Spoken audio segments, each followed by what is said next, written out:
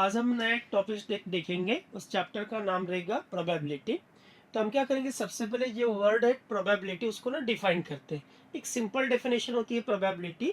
Probability is nothing but the game of the कैरेगा chances. देखो, ये जो प्रोबेबिलिटी वर्ड हम तब यूज करते हैं कि जब हमको इन एडवांस क्या होने वाला है ये हमको पता नहीं हो सकता, मतलब इसको अपन गेस नहीं कर सकते। तो जहाँ पर गेस नहीं कर सकते वहां पर अपन वर्ड यूज करते हैं, दैट इज द प्रोबेबिलिटी।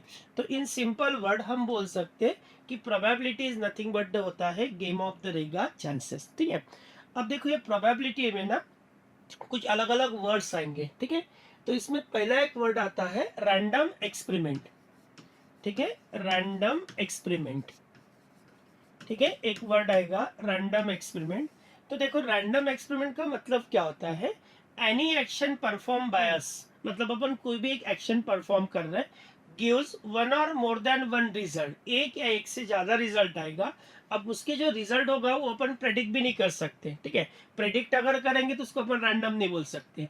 तो रैंडम का मतलब ये होता है कि हम कोई तो भी एक्सपेरिमेंट कर रहे हैं, उसकी जो आउटपुट है वो हमको पता नहीं है। मतलब any action perform by us gives one or more than one result, that is said to be रहेगा रैंडम एक्सपेरिमेंट। ये होगी हमारी रैंडम एक्सपेरिमेंट की डेफिनेशन। ठीक है, फिर इसमें ना सेकंड वर्ड आता है सैंपल स्पेस। ठीक है, सेकंड वर्ड आएगा सैंपल स्पेस। तो सैंपल स्पेस का मतलब क्या होता है कि जो भी हम लोग एक्शन परफॉर्म कर रहे हैं, जैसे अगर मैंने कॉइन को अगर टॉस कर दिया, तो कॉइन को टॉस करना मतलब एक एक्सपेरिमेंट है जो मेरे से परफॉर्म हुआ, और उसके जो आउटपुट है वो है हेड और टेल, है ना। तो ऑल मतलब उसको अपन को कलेक्शन करना है आउटपुट का। तो collection of all output of a random experiment, उसको बोलते हैं अपन set of all output of a random experiment, that is nothing but the क्या होगा, सैंपल स्पेस। और सैंपल स्पेस को अपन डिनोट करते by using the symbol that is the ns। ठीक है, और जो प्रोबेबिलिटी की जो डेफिनेशन रहती है उसको मैं सिंबॉलिकली डिनोट कर देता है एज Na। Na का फॉर्मूला बनता है Na अपॉन रहेगा ns। ठीक है, Na अपॉन रहेगा ns। तो ये बनता है आपका प्रोबेबिलिटी का फॉर्मूला, Pa इक्वल टू रहेगा Na अपॉन करेगा ns। तो वहां पर जो ns रहेगा वो रहेगी टोटल आउटपुट, जितने भी आउटपुट हो गए वो ns को कहलाएंगे, और जितने हमें रिक्वायर्ड है ना, जो हमारी रिक्वायरमेंट है, that is nothing but the क्या रहेगा Na। तो Pa का फॉर्मूला बनता है आपका Na अपॉन क्या रहेगा ns। तो ऐसे तीन डेफिनेशन बताए मैंने। Random experiment, any action perform by us gives one और more than one result, that is said to be a random experiment. Second रहेगा सैंपल स्पेस। तो सैंपल स्पेस का मतलब क्या होता है, set of all output of random experiment known as रहेगा sample space, और उसको डिनोट करते अपन किससे, ns से। तीसरा रहेगा आपका प्रोबेबिलिटी। तो प्रोबेबिलिटी इज नथिंग बट रहेगा Na अपॉन करेगा ns। तो ये होगी आपकी डेफिनेशन। अब देखो ये चैप्टर में ना कुछ स्टैंडर्ड एक्सपेरिमेंट है। ठीक है, अब मैं आपको डिस्कस करता सम स्टैंडर्ड एक्सपेरिमेंट। ठीक है, some standard experiment, some standard experiment. ठीक है, अब इसमें पहला एक्सपेरिमेंट है अ कॉइन इज टॉस। ठीक है, पहला एक्सपेरिमेंट रहेगा कॉइन इज टॉस। ठीक है, कॉइन को टॉस किया। अब अगर हमने कॉइन को टॉस किया तो इसके आउटपुट क्या रहेगी। ठीक है, तो उसी को मैं सेट के फॉर्म में लिख लेता। तो इसके दो आउटपुट आएंगे, हेड और क्या रहेगा टेल। तो यहाँ से जो ns बनेगा that is nothing but the क्या रहेगा 2 होगा। ठीक है, अब ये होगा पहला एक्सपेरिमेंट आपका, कॉइन को आपने क्या किया, टॉस कर दिया। ठीक है, मेरे पास सेकंड एक्सपेरिमेंट ऐसा रहेगा कि 2 कॉइन्स आर टॉस। ठीक है, 2 कॉइन्स आर टॉस, दो कॉइन को टॉस किया मैंने। अब मैंने यहाँ से s की वैल्यू निकालूंगा सैंपल स्पेस की, और यहाँ से मैं ns की वैल्यू निकालूंगा, that is ns value for करेगा ns। अब ध्यान रखो कि ये जो आपका जो ये रहता कॉइन का जो क्वेश्चन रहता है ना, वहां पर नंबर ऑफ जो ns है वो निकालने का एक फॉर्मूला रहता, और फॉर्मूला रहता हमेशा 2 टू द पावर करेगा n। ठीक है, 2 टू द पावर n यहाँ पर भी यूज कर सकते हैं अपन, 2 टू द पावर करेगा n। यहाँ पर एक ही पॉइंट रहेगा 2 to the power 1, that is nothing but the क्या होगा फिर 2 होगा। ठीक है, यहाँ पर ना मेरे पास दो कॉइन है, मुझे NS निकालना है और NS निकालने का फॉर्मूला बनता मेरा 2 टू द पावर n। तो मेरे पास दो कॉइन है तो मैं 2 का स्क्वायर कर दूंगा तो आंसर कितना आएगा आपका 4। मतलब ये तो मुझे पता होगा कि मेरी जो आउटपुट होगी वो टोटल 4 आएंगे। अब देखो मैं उसका बंच कैसे बनाऊंगा। यहाँ पर दो कॉइन है मतलब मुझे दो दो के ऐसे बंच बनाना पड़ेगा। तो देखो मैं लॉजिकली बंच को बनाता कैसे, देखो मैं क्या करता, पहले कॉइन को यूज करता as a 2 to the power 0, ठीक है, और दूसरे कॉइन को मैं यूज करता as a 2 to the power करेगा 1। नाउ 2 टू द पावर 0 का मतलब होगा 1, ठीक है। मैं क्या करता, हेड से स्टार्ट करता और 1 टाइम अल्टरनेट करता और लिखूंगा कितने बार, तो मैं लिखूंगा उसको 4 टाइम्स, ठीक है। अब देखो मैं लिखता कैसे, हेड टेल हेड और रेगा टेल, 1 टाइम अल्टरनेट किया मैंने, head tail. Now 2 to the power 1 is 2। अब मैं क्या करूंगा, शुरुआत हेड से करूंगा लेकिन दो बार अल्टरनेट करूंगा, मतलब ये बनेगा मेरा हेड हेड टेल और करेगा टेल। तो ये बन गया मेरा sample space when the two coins are करेगा टॉस। अब मैं आपको इसी लॉजिक को ना 3 कॉइन के लिए अप्लाई करता, देखो मेरा नेक्स्ट एक्सपेरिमेंट होगा कि 3 coins are toss, 3 coins are toss. अब मैं 3 कॉइन को टॉस कर रहा हूँ। अब मैं यहाँ से फाइंड करूंगा सैंपल स्पेस, ठीक है। नाउ NS क्या होगा, ये मुझे पहले से पता हो जाता है, 2 टू द पावर n, 2 का cube that is nothing but the करेगा 8 होगा, ठीक है। अब मैं लॉजिकली इसको बनाता कैसे, देखो यहाँ पे, यहाँ पर ना अपन क्या करेंगे, फर्स्ट कॉइन के लिए यूज करेंगे 2 टू द पावर 0, सेकंड के लिए यूज करेंगे 2 टू द पावर 1 और नेक्स्ट के लिए यूज करेंगे अपन 2 टू द पावर करेगा 2। अब मुझे ये पता है कि मुझे 8 बार लिखना है, मेरे पास 3 कॉइन है इसलिए मैं 3 का बंच बनाऊंगा। अब देखो बंच बनेगा कैसे, सुनो, 2 टू द पावर 0 का मतलब होगा 1, मैं हेड से शुरुआत करूंगा, 1 टाइम अल्टरनेट करूंगा और लिखूंगा कितने बार, 8 टाइम। तो देखो मैं लॉजिकली लिखता कैसे इसको, टेल हेड टेल, देन रहेगा मेरा हेड टेल। तो मैंने क्या किया, उसको 1 टाइम अल्टरनेट किया 2 टू द पावर 0 के लॉजिक से, then 2 to the power 1 is a 2, तो 2 हो गए। अब मैं हेड से शुरुआत करूंगा लेकिन 2 बार अल्टरनेट करूंगा, तो मैं इसको लिखूंगा हेड टेल टेल, देन रहेगा मेरा हेड टेल, ठीक है, 2 बार अल्टरनेट किया। देन मेरे पास नेक्स्ट है 2 का स्क्वायर, 2 का स्क्वायर 4 होगा, ठीक है, 2 का स्क्वायर 4 होगा तो मैं 4 टाइम अल्टरनेट करूंगा, हेड टेल देन रहेगा हेड एक मिनट एच 4 बार लिखना था ना, गलत होगा थोड़ा, ये रहेगा आपका एच, ये बनेगा आपका टी और लास्ट क्या रहेगा, टी होगा, ठीक है। तो सिंपल लॉजिक ये होगा, देखो 2 to the power 0 1 time alternate करो, 2 to the power 1 2 time alternate करो, 2 to the power 2 4 time alternate करो, तो वहां से मेरा आंसर बनेगा NS इक्वल टू क्या रहेगा 8। तो ये तो मैंने आपको 3 कॉइन के लिए बताया, एग्जाम में मैक्सिमम 3 तक ही जा सकते, 4 5 तक तो जाना ही नहीं है, ठीक है। अगर मान लो 4 कॉइन को भी टॉस कर दिया तो ये लॉजिक से तुम उसका भी NS बना सकते, ठीक है। तो यहाँ पर हम लोग जो जनरल फॉर्मूला यूज करेंगे वो रहेगा NS का, that is the 2 to the power रहेगा n, ठीक है। तो ये फॉर्मूला बनता है फॉर द कॉइन को रिलेटेड, ठीक है। अब ना अपन नेक्स्ट एक्सपेरिमेंट पे आ जाते हैं, दैट इज एक्सपेरिमेंट नंबर रहेगा 4, डाइस थ्रोन, ठीक है, dice throne.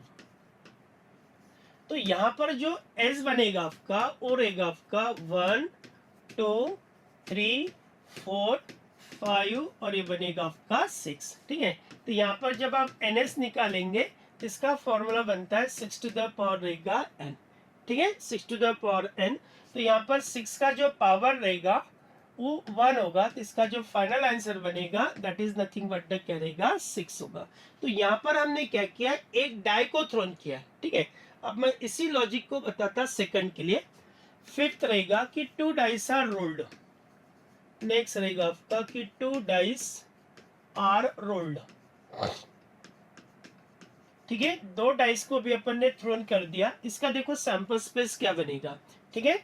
Now S is a set having element, मुझे ये पता है कि मेरा जो NS बनेगा वो रहेगा 6 square, that is nothing but क्या रहेगा 36 होगा। मेरे पास कितने को डाई है, अभी 2 डाइज है, तो टोटल आउटपुट कितने बनेंगे 36 हो गए। अब देखो मैं 36 को ना लिखता कैसे हूँ, तो पहला रहेगा लेट अस कंसीडर 1 1, देन रहेगा आपका 1 2, नेक्स्ट रहेगा 1 3, देन 1 4, देन 1 5 और लास्ट रहेगा लेट अस कंसीडर 1 6। ठीक है, ये पहला रो बन गया। देन सेकंड रो बनेगा आपका 2 1, नेक्स्ट रहेगा 2 2, उसके बाद रहेगा 2 3, देन रहेगा 2 4, देन बनेगा 2 5 और नेक्स्ट रहेगा 2 6। ठीक है, ये बन गया आपका सेकंड रो। देन आएगा 3 1, देन बनेगा 3 2, देन रहेगा 3 3, 3 4, 3 5 और लास्ट रहेगा आपका 3 6। ठीक है, देन सेम रिपीट करेंगे 4 के लिए, 4 1, 4 2, देन रहेगा 4 3, 4 4, 4 5 और लास्ट बनेगा आपका 4 6। ठीक है, नेक्स्ट कंडीशन बनेगी 5 के लिए, 5 1, 5 2, देन रहेगा 5 3, देन रहेगा 5 4, 5 5 और लास्ट नेक्स्ट रहेगा 5 6 होगा। और लास्ट कॉम्बिनेशन 6 के लिए 6 1, देन रहेगा 6 2, 6 3, 6 4, 6 5 और नेक्स्ट रहेगा आपका 6 6। ठीक है, तो टोटल जो NS बनेगा वो रहेगा आपका 36। अब मैंने पूरे इसलिए लिखा कि मुझे इसमें से किसकी भी जरूरत पड़ सकती है, इसलिए मैंने पूरे नोट डाउन कर दिए 36। अब ये क्वेश्चन तुम्हें 3 डाइस आर रोल्ड के लिए आ सकता है, लेकिन वहां पर ना हमें इसकी जरूरत नहीं पड़ेगी, फिर वो लॉजिकल क्वेश्चन रहता है कि मतलब विदाउट तुम लोग ये बना के भी उसका आंसर निकाल सकते हैं। ठीक है, तो ये बनेगा आपका कि 2 डाइस आर क्या रहेगा रोल्ड। ठीक है, अब मैं आपको नेक्स्ट एक्सपेरिमेंट बताता। नेक्स्ट हमारा एक्सपेरिमेंट ऐसा रहेगा, a die and a coin, die and a coin is toss. अब यहाँ पर एक डाई होगा और एक कॉइन होगा, तो इसके देखो टोटल आउटपुट कितने बन सकते हैं। तो यहाँ पर टोटल आउटपुट देखो कितने बनेंगे। तो यहाँ पर अपन क्या करेंगे, हेड के साथ टोटल 6 कॉम्बिनेशन बनाएंगे, H1 H2, देन रहेगा H3, देन रहेगा H4, H5 H6। तो मेरे हेड के साथ ना टोटल 6 कॉम्बिनेशन बन गए। अब ये कॉम्बिनेशन बनाता मैं टेल के साथ, that is the T1, then रहेगा T2, देन बनेगा T3, देन बनेगा T4, देन रहेगा T5 और नेक्स्ट रहेगा आपका T6। ठीक है, तो यहाँ पर जब NS अपन फाइंड आउट करते that is nothing but the क्या रहेगा 12 होगा। तो यहाँ पर टोटल कॉम्बिनेशन बन गया when a die and a coin is क्या रहेगा टॉस। ठीक है, अब यहाँ पर ना एक और एक कंसेप्ट आता है, that is nothing but the conditional probability. ठीक है, that is nothing but the रहेगा कंडीशनल प्रोबेबिलिटी। ठीक है, कंडीशनल प्रोबेबिलिटी। तो देखो कंडीशनल प्रोबेबिलिटी का फॉर्मूला क्या बनता है, मैं आपको एग्जांपल के साथ बताता हूँ इसका फॉर्मूला क्या बनेगा। देखो सपोज ना मेरे पास एक बॉक्स है, ठीक है, एक बॉक्स है और इस बॉक्स के अंदर ना टोटल 52 प्लेइंग कार्ड्स है। पर एक काम करता मैं इसके पहले ना आपको कार्ड की थ्योरी बताता, फिर उसके ऊपर आता मैं। देखो इसके बाद ना मैं आपको टॉपिक बता देता, कार्ड थ्योरी। ठीक है, कार्ड थ्योरी। ठीक है, कार्ड थ्योरी। अब देखो कार्ड थ्योरी मतलब क्या होगा, देखो अगर आपने शॉप से नया अगर प्लेइंग कार्ड अगर लाया, ठीक है, तो उसके अंदर में देखो टोटल कार्ड कितने हो गए। तो अगर आपने केयरफुली अगर देखा होगा तो वहां पर ना टोटल 54 कार्ड आते। ठीक है, 54 कार्ड आते, उसमें से हमें ना 52 काम करेंगे, वहां पर 2 कार्ड ना जोकर के रहते। अब जोकर का रोल क्या होता होगा, जोकर का रोल इतना ही होगा कि ये जो हमारे 52 कार्ड है जो हमको प्लेइंग के काम में आते 1 से लेकर 52 तक, उसमें से कोई कार्ड अगर मिस अगर हुआ होगा तो उस मिसिंग कार्ड का नंबर उसके जोकर के ऊपर डाल के हम उसको रन कर सकते हैं, है ना। तो जोकर का काम यही रहेगा कि जो मिसिंग कार्ड रहेगा उसको क्या करना है, रिप्लेस करना है। एंड वो आपको उनको फालतू में दिए नहीं रहते हैं, रिप्लेसमेंट करने के लिए हमको जोकर का जो कार्ड रहेगा उसका अपन यूज करेंगे। ठीक है, तो टोटल हमारे जो काम के कार्ड होंगे वो रहेंगे 52 प्लेइंग कार्ड्स हो गए। ठीक है, प्लेइंग कार्ड 52 हो गए। 52 को अपन 2 पार्ट में डिवाइड करते, 26 रेड रहेंगे। ठीक है, 26 रेड हो गए और 26 हमारे ब्लैक कार्ड हो गए, ठीक है। 26 रेड और 26 रह गए ब्लैक। अब अपन 26 को भी दो पार्ट में डिवाइड करते, 13 और ये बनेगा आपका 13। इधर में भी 26 ब्लैक को दो पार्ट में डिवाइड करते, दैट इज द 13 और ये बनेगा आपका 13, ठीक है। रेड के अंदर में ना दो कार्ड आते हैं, एक ऐसा आएगा, ठीक है, जिसको अपन बोलते हैं स्पेड। एक ऐसा आएगा, that is nothing but the रहेगा डायमंड, ठीक है। एक इस टाइप का आ जाएगा, ठीक है, और एक इस टाइप में आ जाता। तो ऐसे आपके पास टोटल ना चार ऐसे सूट आएंगे, इसको सूट बोलते हैं अपन, ठीक है। डायमंड, ठीक है, 13 13 13 और रहेगा 13, ठीक है।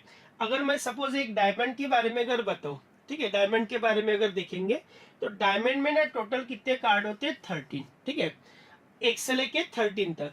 तो जो पहला कार्ड रहता है ना उसके ऊपर क्या लिखा रहता है, ए, ठीक है, पहला कार्ड रहेगा ए और इस ए को बोलते हैं अपन एस। अगर आप टोटल में अगर देखेंगे तो हमारे पास कितने एस होते हैं, 4, ठीक है। अब 1 से लेके 2 तक, 3 तक, 4 तक, अप टू 10 तक तो नंबर ही रहेंगे। उसके बाद रहेगा जे, देन रहेगा क्यू और देन रहेगा के। तो ये जो जे रहता है उसको बोलते हैं अपन jack. K is said to be a queen और K is said to be a क्या रहेगा, किंग। अब देखो ये लास्ट के जो कार्ड होते हैं ना, जे क्यू के, ये कलर्ड रहते हैं, that's why they are said to be a coloured card, है ना। उसके ऊपर ना फेस रहता है, एक सीधा रहता है और एक उल्टा रहता है, तो उससे एक पिक्चर बनता है, that's why they are said to be a picture card, या sometime they are said to be a face card. तो इन तीनों के ना मतलब इनके जो कार्ड होंगे, जैसे एक एक सपोज अगर सूट अगर बोलेंगे तो एक सूट के अंदर टोटल 3 आएंगे।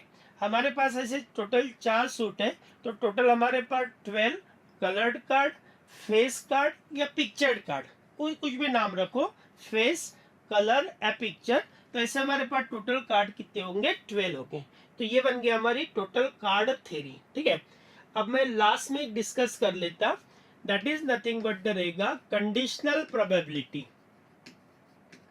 ठीक है, कंडीशनल प्रोबेबिलिटी, ठीक है, कंडीशनल प्रोबेबिलिटी। अब देखो कंडीशनल प्रोबेबिलिटी का कंसेप्ट क्या रहेगा, देखो कंडीशनल प्रोबेबिलिटी में क्या रहता कि सपोज ना हमारे पास एक बॉक्स है, ठीक है, हमारे पास एक बॉक्स है, इस बॉक्स के अंदर में ना टोटल 52 प्लेइंग कार्ड्स है, ठीक है, टोटल रहेगी आपके 52 प्लेइंग कार्ड्स। अब इनमें से ना एक कार्ड को मैंने निकाल के रख दिया, हाँ, one card is remove, one card is remove, ठीक है, वन कार्ड इज रिमूव।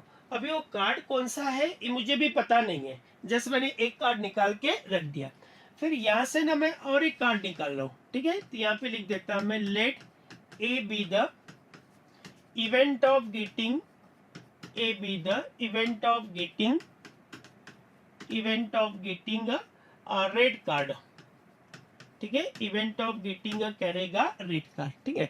अब देखो हमारे पास टोटल रेड कार्ड कितने हो गए, 26, ठीक है, टोटल रहेगा आपके पास 26। अब देखो होगा क्या, देखो कि टोटल मेरे पास कार्ड कितने थे, 52 कार्ड थे, एक कार्ड मैंने निकाल के रख दिया, मतलब मेरे पास बचे कितने, 51, ठीक है। तो यहाँ पर मेरे पास जो बचेंगे वो रहेंगे 51, ठीक है। ये तो कंफर्म होगा कि मेरा डिनोमिनेटर कितना आएगा, 51, क्योंकि मेरे पास टोटल कार्ड कितने थे, 52 थे, एक कार्ड मैंने निकाल के रख दिया, वो कौन सा कार्ड है मुझे पता नहीं है।